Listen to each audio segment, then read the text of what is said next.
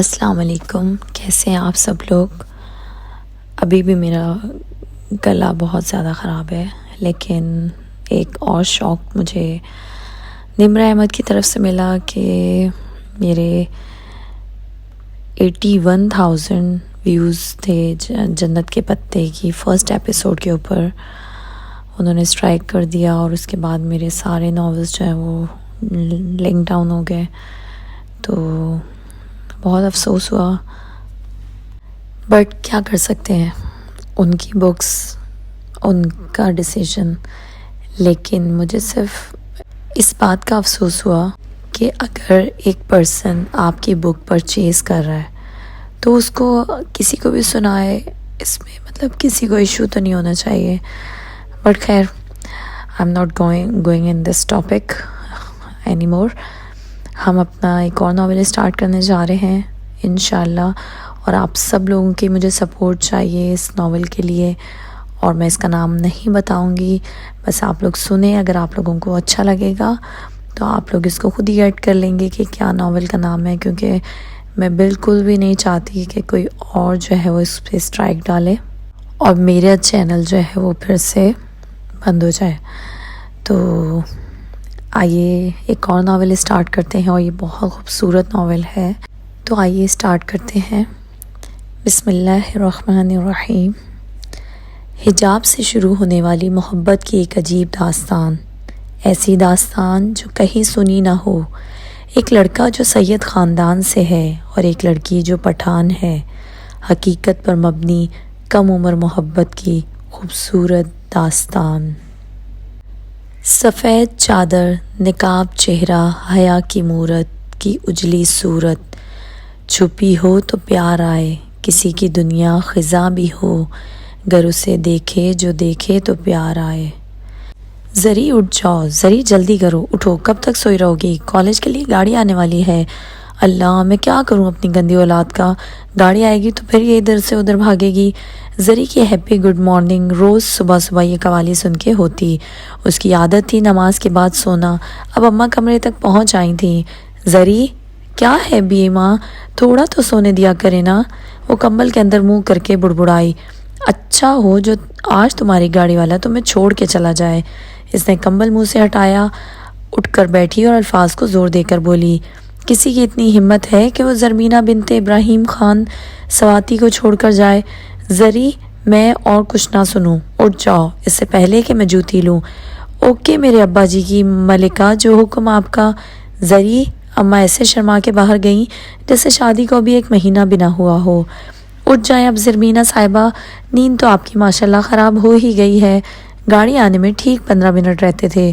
وہ جلدی جلدی اٹھی، بھاگتی بھاگتی اپنی بلی کے پاس گئی جو اس کے ہاتھ کے بغیر کچھ کھانا گناہ سمجھتی تھی.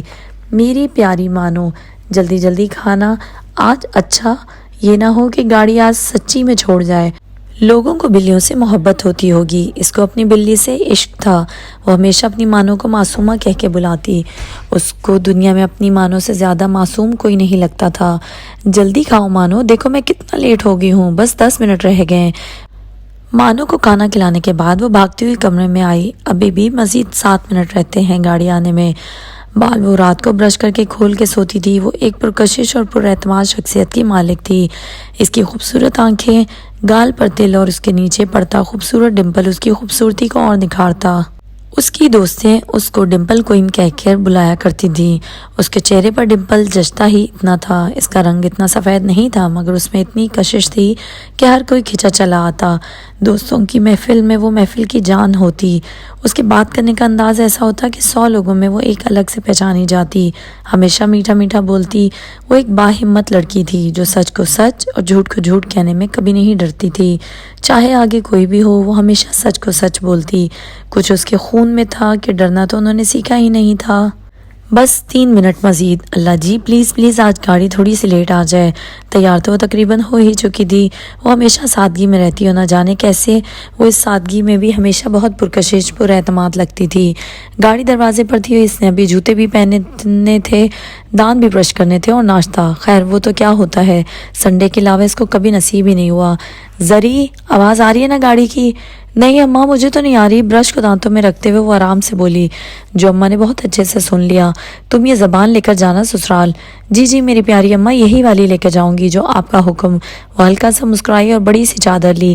وہ ہمیشہ بڑی سی چادر لے کر گھر سے باہر جاتی تھی اور منہ ایسے لپیٹتی کہ آنکھوں کے علاوہ کچھ بھی نظر نہ آئے۔ اچھا اماں، خدا پامان۔ حسب معمول وہ آج بھی پورے 5 منٹ لیٹ تھی، مگر گاڑی والوں کو اب اس کے لیٹ آنے کی عادت ہو گئی تھی۔ وہ ہمیشہ بیٹھ کر پوچھتی، آج زیادہ لیٹ تو نہیں ہو گئی نا؟ اور خود ہی مسکرا دیتی، نہیں آپ ہی کدھر لیٹ ہوتی ہیں؟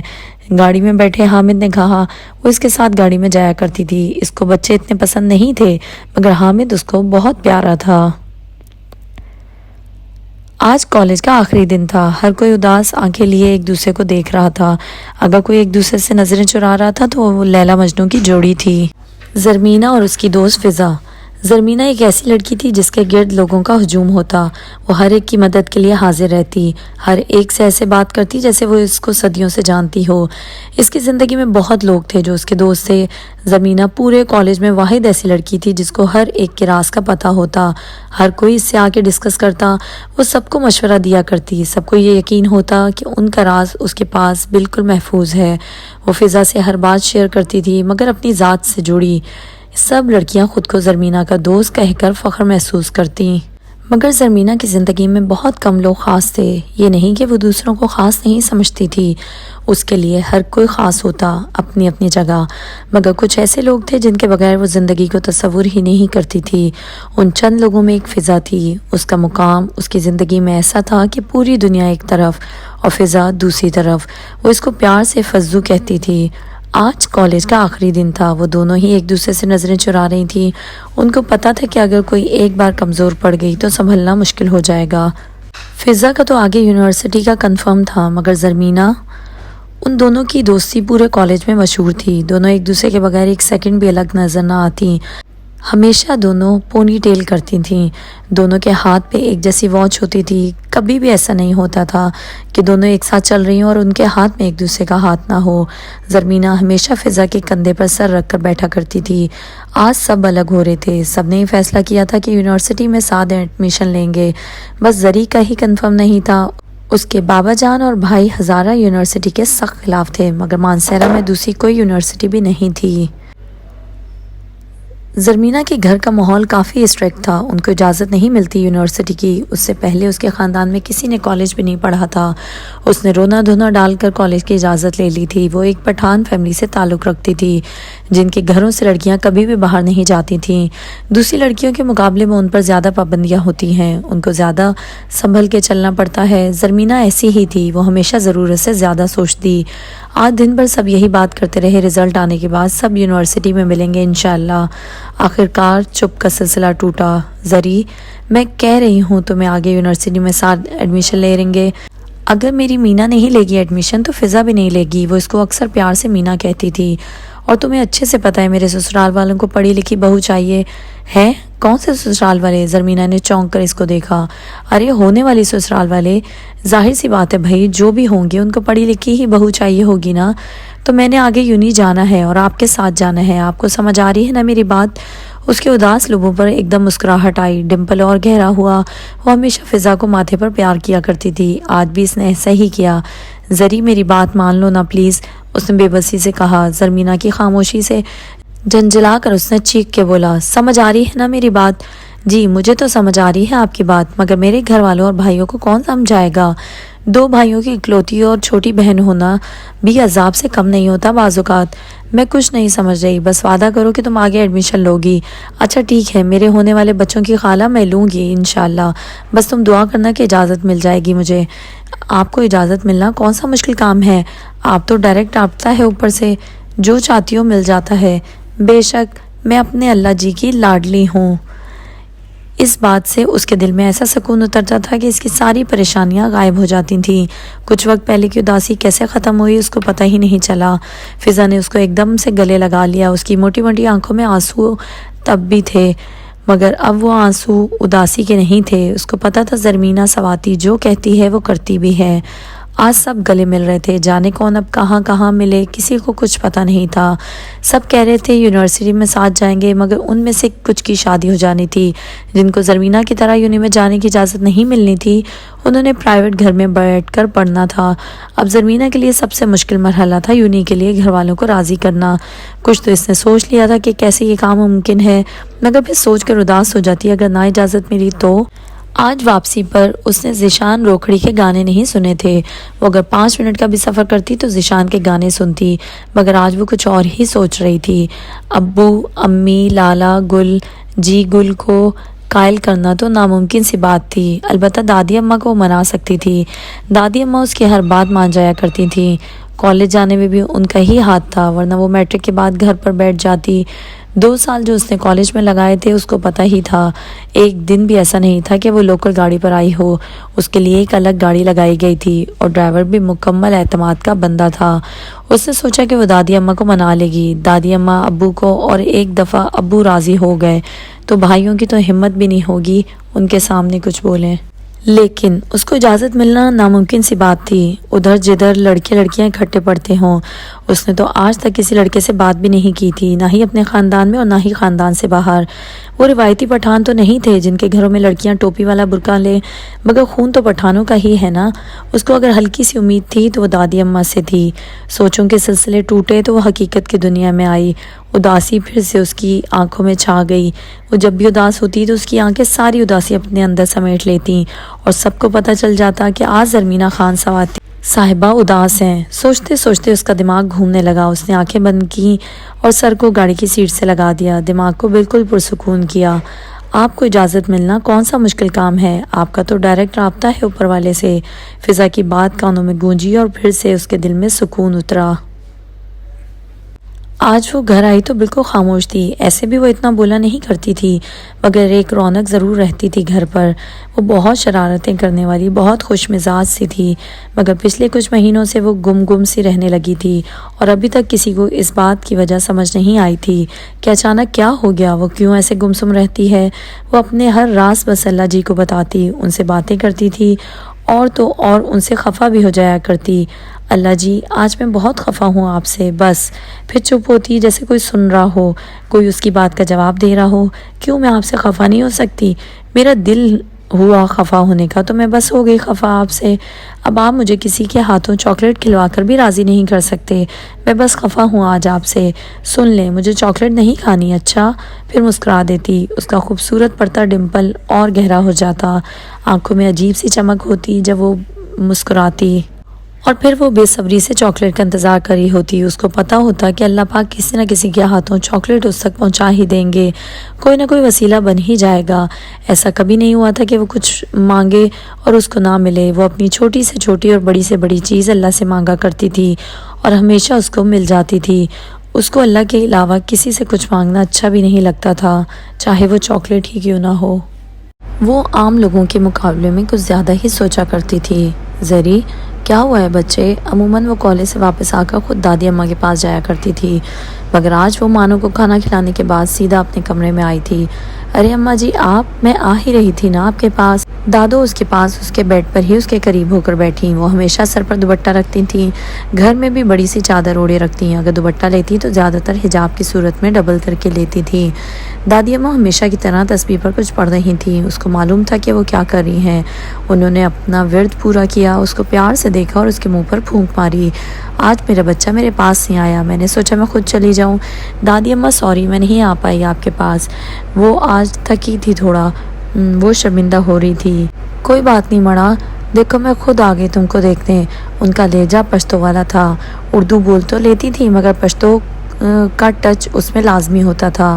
آج تم نے اپنی بلی سے باتیں نہیں کی؟ طبیعت تو ٹھیک ہے نا تمہاری؟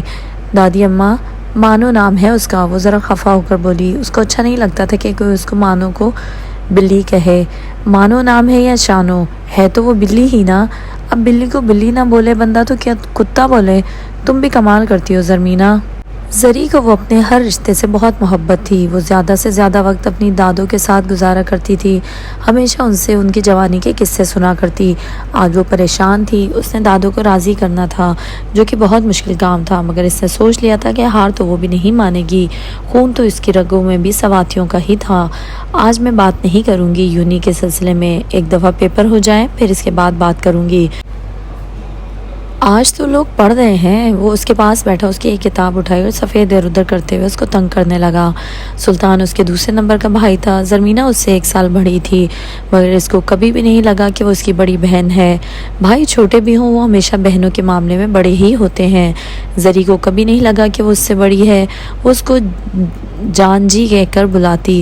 وہ دونوں آپس میں ہمیشہ گپ شپ کرایا کرتے تھے۔ خیر سے کتنے پیپر رہ گئے ہیں میری بہن کے؟ کیوں، میں آپ کو کیوں بتاؤں؟ جیسے تو میرے پاس ہونے پر بڑے گفٹ دے دیتے ہیں نا آپ، اس نے منہ بنا کر جواب دیا۔ اچھا، تو میری طوطا مینا کا موڈ خراب ہے آج، اس نے شرارتی سے انداز میں بولا۔ اماں سن بھی لینا۔ کیا ہوا ہے زری، کیوں شور کر رہی ہو؟ پتہ بھی ہے بابا جان گھر پر موجود ہیں۔ اچھی بیٹیوں کے ساتھ اتنا اونچا اونچا بولنا اچھا نہیں لگتا۔ ہاں تو اچھے بیٹوں کے ساتھ یہ اچھا لگتا ہے نا کہ صبح بہن کا پیپر اور اس کو تنگ کرے۔ کیا کہہ دیا ہے اب بھائی نے جو اتنا موڈ بنا رہی ہو؟ نہیں، آپ کا بیٹا تو کچھ بھی نہیں کہتا، جو کہتی ہوں میں ہی کہتی ہوں۔ کل بھی جان جی کو مانو نے ڈانٹا ہے۔ وہ جو کب سے چپ بیٹھا مسکراتا ہوا سن رہا تھا، فوراً سے بولا، اوف، اس بلی کا نام نہ لینا میرے سامنے، نہیں تو میرے ہاتھ سے وہ آج ہی مر جائے گی۔ بلی نہیں ہے، وہ مانو ہے۔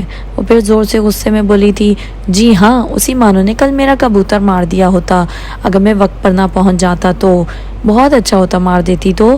اللہ کرے وہ مار ہی دے سب کو تو بہت ہی اچھا ہو، خود بولوں گی میں اس کو مارے۔ اس دن وہ زرمینہ صاحبہ آپ کی اور آپ کی مانو کا آخری دن ہوگا اس گھر میں۔ میں لالا گل کو بولوں گی آپ کا آنے دیں آج ان کو۔ شہاب اس لڑائی میں ہمیشہ بہن کی سائیڈ ہی ہوتا تھا اور اماں ہمیشہ اپنے بیٹے کی سائیڈ لیا کرتی۔ وہ غصے میں اپنی کتابیں لے کر اپنے کمرے میں چلی گئی۔ بندہ سکون سے پڑھ بھی نہیں سکتا اس گھر میں تو، اور زور سے دروازہ بند کیا۔ کتنی بار کہا ہے نہ کیا کرو اس کو تنگ، امی نے خفا ہو کر سلطان کو کہا۔ میں کدھر کرتا ہوں تنگ، وہ خود ہی تنگ ہوتی ہے، ہر چھوٹی چھوٹی بات پر غصہ ہوتی ہے۔ اماں ضرور اس کو کوئی پریشانی ہے، ورنہ تو یہ بہت خوش مزاج سی ہوتی تھی۔ اس کا ایسا موڈ تبھی ہوتا ہے جب یہ پریشان ہو۔ وہ بے حد فکر مندی سے ماں کو کہے جا رہا تھا، نہ پریشان ہو تم، پیپر ہے نا اس کے تو تبھی پریشان ہے۔ انہوں نے بیٹے کو ٹالنے کے لیے یہ بات کہی تھی، پریشان تو وہ خود بھی تھی، پیپر تو پہلے بھی ہوتے تھے، وہ اس قدر پریشان تو کبھی نہیں ہوئی تھی۔ یا اللہ میری بچی پر رحم کرنا۔ انہوں نے دل ہی دل میں دعا کی اور اٹھ کر کچن کی طرف چلی گئیں۔ زرمینہ کے پیپر ختم ہو چکے تھے، آج گھر پر سب ایک ساتھ موجود تھے۔ بابا جان نے سب کو دادی اماں کے کمرے میں بلوایا تھا سوائے زرمینہ کے۔ اس کا دل بے چین ہونے لگا، عجیب سی کیفیت ہونے لگی، جانے کیا بات ہو رہی ہے اندر، کیوں سب اکٹھے ہیں؟ وہ دروازے کے باہر آ کر کھڑی ہو گئی۔ وہ کبھی اس طرح کی غلط حرکت نہیں کرتی ہوتی تھی، مگر آج معاملہ کچھ الگ ہی تھا۔ اس کے ماتھے پہ پسینے آنے لگے کیونکہ اندر بات اسی کی ہو رہی تھی۔ اماں جی، آج بھائی صاحب میری دکان پر آئے تھے، ابراہیم نے نرم سے انداز میں ماں کو مخاطب کیا۔ ابراہیم صاحب کا پردوں کا کاروبار تھا، پورے مانسہرہ، بافا، یجنا، شنکیاری اور ایبٹ آباد میں پردے ان کی دکان سے آگے دوسری دکانوں تک پہنچائے جاتے تھے۔ ان کا بڑا بیٹا شہاب ان کے ساتھ ہوتا تھا، جبکہ سلطان الیکٹریکل انجینئرنگ میں ڈپلومہ کر رہا تھا اور آگے CSS کرنے کا سوچا تھا۔ اچھا، کیوں آیا تھا فیروز؟ دادی اماں نے خیریت سے پوچھا۔ عموماً وہ گھر پر آ کے بات کرتا تھا اور آج اس طرح سب کو اکٹھا کرنا سب کو تجسس میں ڈال رہا تھا۔ اماں جی، وہ اپنے بیٹے رجب خان کے لیے زری کا ہاتھ مانگ رہے تھے۔ رجب کی اور شہاب کی آپس میں بہت گہری دوستی تھی، وہ تو بہت خوش تھا، مگر بابا جان کے سامنے بولنے کی ہمت نہیں تھی۔ میں تو بہت خوش ہوں ابراہیم، رجب بھی بہت نیک بچہ ہے اور دوسرا میرا پوتا بھی ہے۔ زری اور رجب مجھے بڑے عزیز ہیں دونوں، اس سے اچھا اور کیا بات ہوگی، گھر کی بچی گھر میں ہی جائے گی۔ تم کیا کہتی ہو رقیہ؟ ابراہیم صاحب نے بیوی کو مخاطب کیا، جو کافی دیر سے خاموشی سے ان دونوں کی باتیں سن رہی تھیں۔ وہ کبھی بھی ابراہیم صاحب کے فیصلے میں نہیں بولنی تھیں، جو وہ کہتے وہی پتھر پر لکیر ہوتا تھا، تو بولنے کا فائدہ بھی کوئی نہیں ہوتا تھا۔ جو آپ کو اور اماں جی کو مناسب لگے، میری بھی وہی مرضی ہوگی، انہوں نے مسکراتے ہوئے کہا۔ پھر ابراہیم صاحب بڑے بیٹے کی طرف مڑے، جو کب سے انتظار کر رہا تھا کہ بابا جان اس سے پوچھیں، اور وہ بولے۔ ان کے گھر میں ہر ایک کی بات کو اہمیت دی جاتی تھی، ہر ایک سے مشورہ کیا جاتا تھا، بس فیصلے وہی ہوتے تھے جو بابا جان اور دادی اماں بولیں، اور کسی کی ہمت بھی نہیں ہوتی تھی کہ ان کے فیصلوں کے کوئی خلاف جائے۔ بابا جان میں تو بہت خوش ہوں، رجب بہت اچھا لڑکا ہے اور دوسرا ہمارے اپنے خاندان کا ہے، اور سواتی ہے تو کیا ہمیں چاہیے۔ اب سلطان کی باری تھی، جو وہاں موجود ہوتے ہوئے بھی وہاں نہیں تھا۔ وہ کچھ سوچ رہا تھا۔ سلطان، سلطان، ابراہیم صاحب نے 2 دفعہ اس کو پکارا۔ جی جی بابا جان جی، اس نے جلدی جلدی جواب دیا۔ کدھر گم ہو تم؟ سن رہے ہو نا ہم کیا کہہ رہے ہیں؟ انہوں نے غصے سے اس کو کہا۔ غصہ تو سواتیوں کی ناک پہ ہوتا ہے ہمیشہ۔ جی بابا جان، میں سوچ رہا ہوں ایک دفعہ اگر زری سے بھی۔ اس نے بات کو ادھورا چھوڑا اور گردن جھکا لی، جیسے اس نے بہت زیادہ غلط بات کر دی ہو۔ اس سے پوچھنے کی کیا ضرورت ہے؟ جب بابا جان نے فیصلہ کر دیا ہے تو۔ شہاب نے آرام سے بھائی کو بولا اور آنکھوں ہی آنکھوں میں چپ ہونے کا کہا۔ نہیں، میرا وہ مطلب نہیں تھا لالا گل۔ جو بھی تھا اب چپ۔ اماں نے بات کو سنبھالتے ہوئے کہا۔ میں زری کو بتا دوں گی اس کے بابا جان نے کیا فیصلہ کیا ہے۔ ویسے بھی اس کے امتحان ختم ہو گئے ہیں آج۔ وہ اپنے کمرے میں بیٹھی تھی۔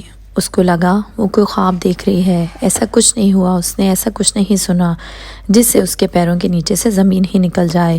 وہ گمسم سی بیڈ کے ساتھ ٹیک لگائے آنکھیں بند کیے بیٹھی تھی۔ امی نے دروازہ کھولا اور اندر آئیں۔ زری، کیا ہوا ہے بچے؟ انہوں نے اس کی آنکھوں کو غور سے دیکھا جن میں گہرائی کی حدیں تھیں۔ زری، انہوں نے اس کو بازو سے پکڑے اور پیار سے ہلایا۔ کیا ہوا ہے بچے؟ وہ جو بات اس کو بتانے آئی تھی سب بھول گئی تھی۔ اماں، میں یونیورسٹی پڑھنا چاہتی ہوں، اس نے چہرے پر بغیر کچھ تاثر دیے بولا۔ کیا؟ انہوں نے حیرت سے پوچھا۔ کیا کہنا چاہ رہی ہو تم ہوش میں تو ہو نا زرمینہ؟ انہوں نے پریشان ہوتے ہوئے اس سے پوچھا، وہ جو بالکل مگن سی بیٹھی تھی جیسے کوئی بڑا فیصلہ کرنا چاہ رہی ہو۔ ہاں میں ہوش میں ہوں اماں، میں پڑھنا چاہتی ہوں آگے۔ زری، ہوش میں نہیں ہو تم بالکل بھی۔ انہوں نے سختی سے اسے دیکھا اور بولی، تمہارے بابا جان نے رجب خان سے تمہاری شادی کا فیصلہ کر لیا ہے اور تمہیں آگے یونیورسٹی پڑھنا ہے۔ وہ تھوڑی آگے ہوئی، اس نے ماں کا ہاتھ پکڑا، ان کے کندھے پہ سر رکھا اور کپ کپاتے ہونٹوں سے بولی، ماں مجھے نہیں کرنی ابھی شادی۔ رجب بھائی کو تو میں اپنا بھائی سمجھتی ہوں، بالکل لالا گل کی طرح، اس نے بچوں کی طرح روتے ہوئے کہا۔ ماں کا دل پگھلا، اس نے اس کا سر کندھے سے ہٹا کے گود میں رکھا۔ زری، میرا بچہ ایسے نہیں روتے، رجب بہت اچھا لڑکا ہے، خوش شکل ہے، عزت کرنے والا ہے، اپنا کاروبار ہے ان کا۔ ہے ہی کون ان کے گھر میں؟ وہ پلوشا اور اس کے ماں باپ، بس تم بہت خوش رہو گی وہاں۔ انہوں نے بیٹی کے بالوں میں ہاتھ پھیرتے ہوئے کہا اور نرمی سے اس کا ماتھا چوما۔ ماں، آپ چاہتی ہیں نا میں رجب بھائی سے شادی کر لوں؟ میں کر لوں گی، بس مجھے یونیورسٹی جانے کی اجازت دلوا دیں، اس نے بچوں کی طرح روتے ہوئے کہا۔ زری، فضول کی ضد نہ کرو، تمہیں اچھے سے پتا ہے تمہارے بابا جان کے فیصلے کے آگے میں نہیں بول سکتی، انہوں نے بے بسی سے بیٹی کو سمجھایا۔ لیکن بیٹی میں بھی انہی کا خون تھا، وہ کدھر اتنی آسانی سے ہار مان جاتی؟ اس نے سوچ لیا تھا کہ اسے آگے کیا کرنا ہے۔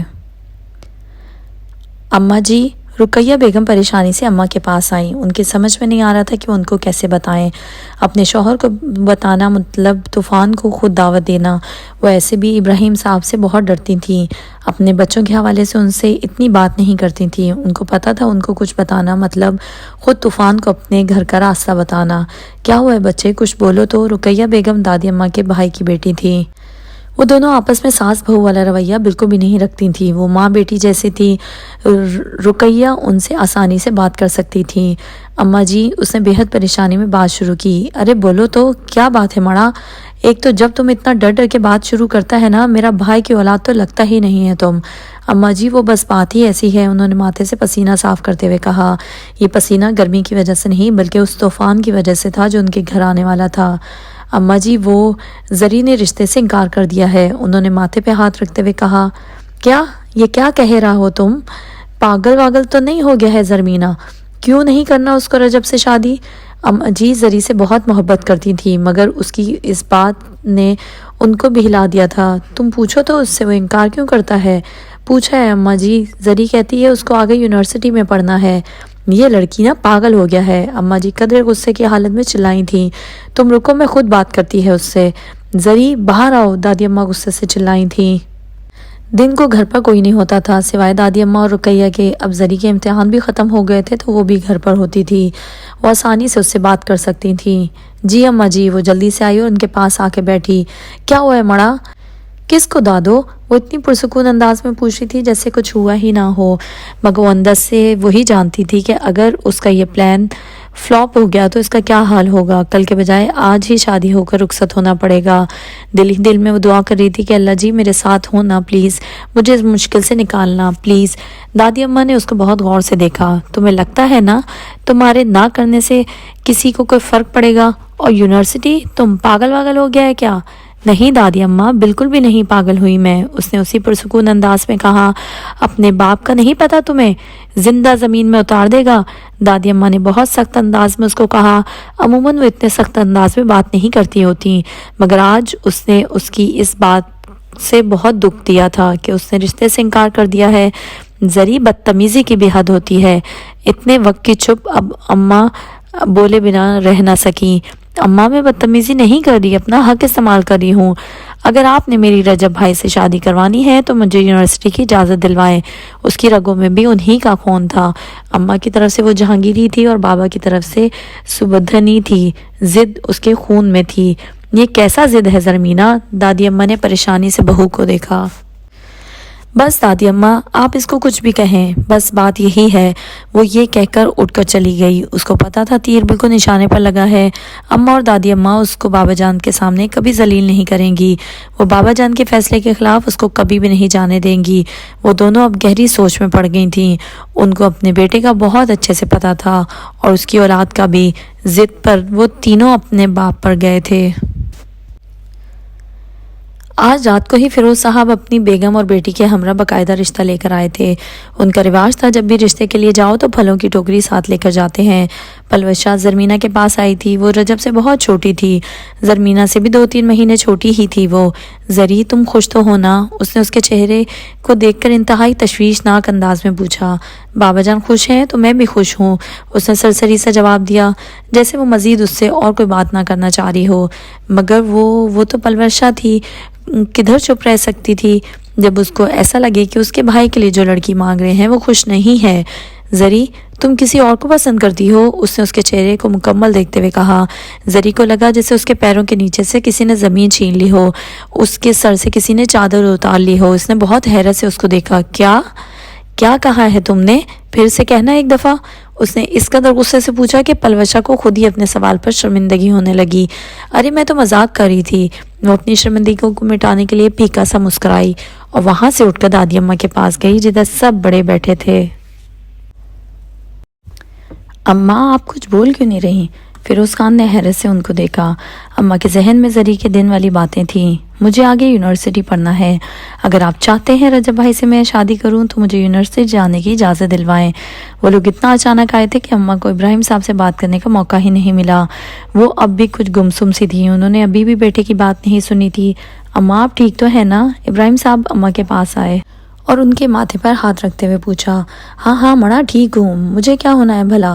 اماں، آپ کی طبیعت مجھے بہتر نہیں لگ رہی، میں ڈاکٹر کو کال کرتا ہوں، فیروز صاحب نے پریشان ہوتے ہوئے کہا۔ نہیں فیروز، میں ٹھیک ہوں، تم پریشان نہ ہو بچے۔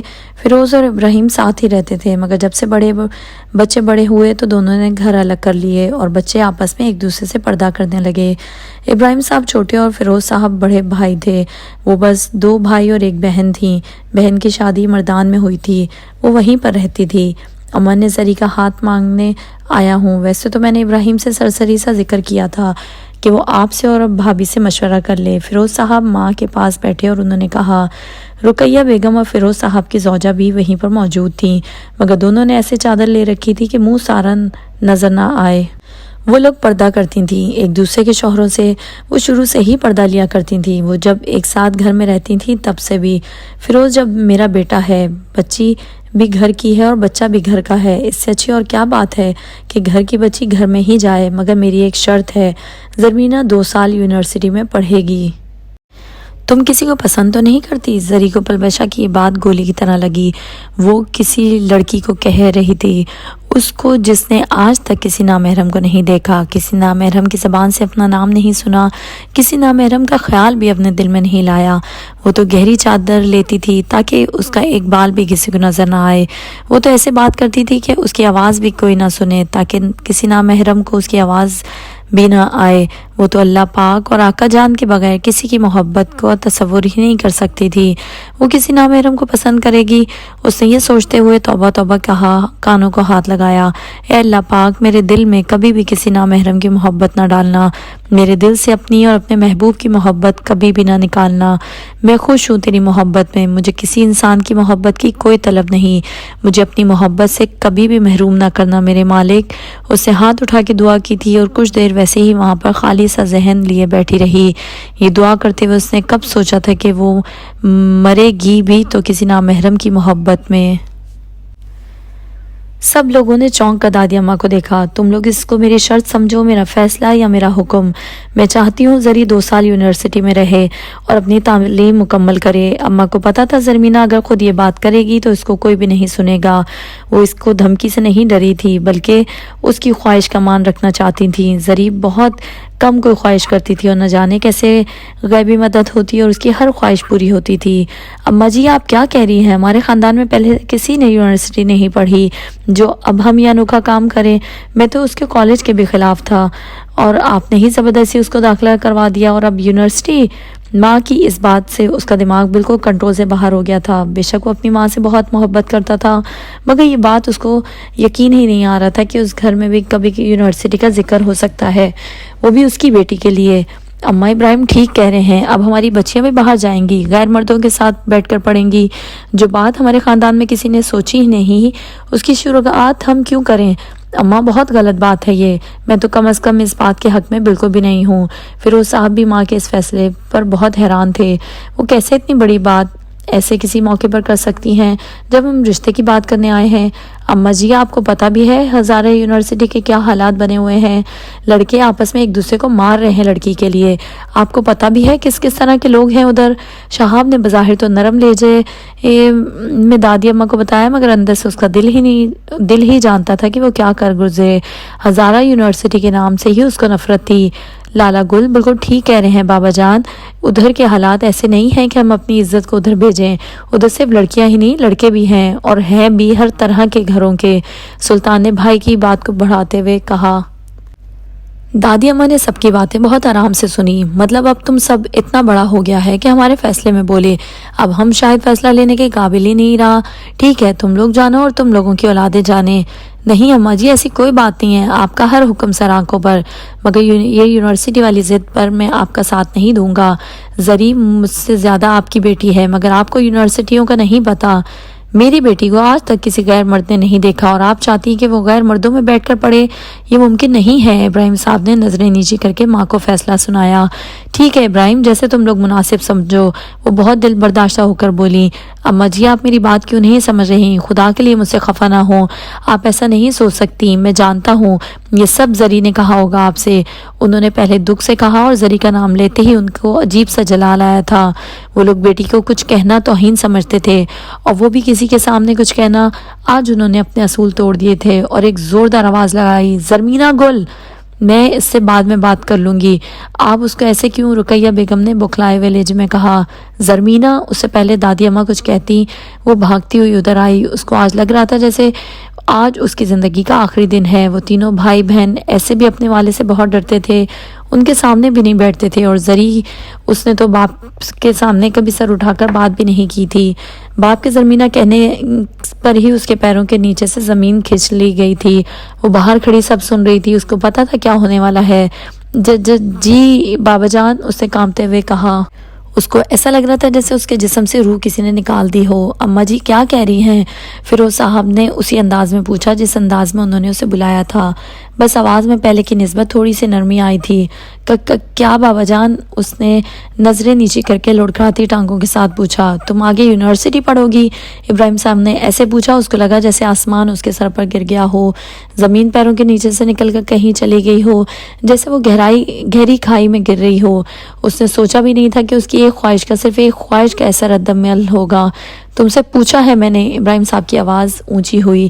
نہ نہیں بابا جان، اس نے پھوٹ پھوٹ کر روتے ہوئے کہا، جیسے کوئی مرتا ہو اور اچانک اطلاع پر گھر والے روتے ہوں۔ وہ کبھی بھی اپنے باپ سے بغاوت نہیں کر سکتی تھی، وہ کبھی بھی ان کے سامنے نہیں بول سکتی تھی ہاں مجھے پڑھنا ہے، اگر آپ اجازت نہیں دیں گے تو رجب خان سے میرے رشتے کو بھول جائیں۔ وہ کبھی مر کر بھی ایسا نہ بولے، وہ ایک فرمانبردار ماں کی اولاد تھی، وہ کیسے اپنے بابا جان کے سامنے بول سکتی تھی؟ بیٹی تو ہوتی ہی باپ کا مان رکھنے کے لیے ہے، آج وہ اتنے لوگوں میں اپنے باپ کے سامنے کیسے بول سکتی تھی؟ نہیں بابا جان، مجھے نہیں پڑھنا، آپ جو چاہیں گے بس وہی ہوگا، اس نے بچوں کی طرح روتے ہوئے کہا، اور روتے روتے وہیں زمین پر گر پڑی۔ اس کی ماں کی اتنی ہمت بھی نہیں تھی کہ وہ اپنے شوہر کے سامنے بیٹی کو اٹھا سکیں، وہ اپنی بیٹی کی اس حالت پر اندر سے مر رہی تھیں، مگر پھر بھی ایک فرمانبردار بیوی کی طرح وہاں سے ہلی بھی نہیں تھیں۔